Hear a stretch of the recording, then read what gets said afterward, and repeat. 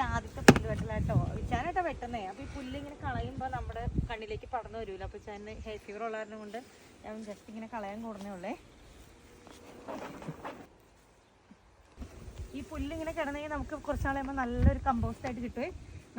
അപ്പോൾ നമ്മുടെ പറമ്പിൻ്റെ തന്നെ സൈഡിൽ ഇട്ടാൽ മതിയല്ലോ. കഴിഞ്ഞ വീട്ടിൽ നമ്മൾ അങ്ങനെയാണ് ചെയ്തുകൊണ്ടിരുന്നത്. ഇത് നമ്മുടെ ഫ്രണ്ടിൻ്റെ ലോൺ മൂവറാണ്. നമ്മൾ ലോൺ മൂവർ വാങ്ങിച്ചിട്ടില്ല. നമുക്കൊന്ന് സെറ്റായിട്ടാണ് ഇതൊക്കെ വാങ്ങാനായിട്ട്. അപ്പോൾ ഇത് വെച്ചിട്ടാണ് നമ്മളൊന്ന് 2-3 പ്രാവശ്യം ചെയ്യാം.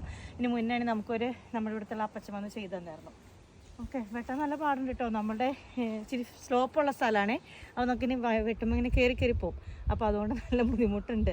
കുറച്ചായിട്ടുള്ളൂ വെട്ടിയിട്ട്. ഇപ്പോൾ ഇതുപോലെ സമ്മറല്ല, ഇതുപോലെ അത്യാവശ്യം സൂര്യനുള്ളപ്പോഴേ നമുക്ക് വെട്ടാൻ പറ്റുള്ളൂ. അല്ലെങ്കിൽ പിന്നെ നനഞ്ഞെടുക്കുമ്പോൾ വെട്ടാനായിട്ട് ഭയങ്കര പാടായിരിക്കും കേട്ടോ. ഒരു റോബോട്ട് വാങ്ങിച്ചാലോ എന്നുള്ള ആലോചനയിലാണ് ഞങ്ങൾ. കാരണം നല്ല സമയം വേണം പുല്ല് വെട്ടാൻ.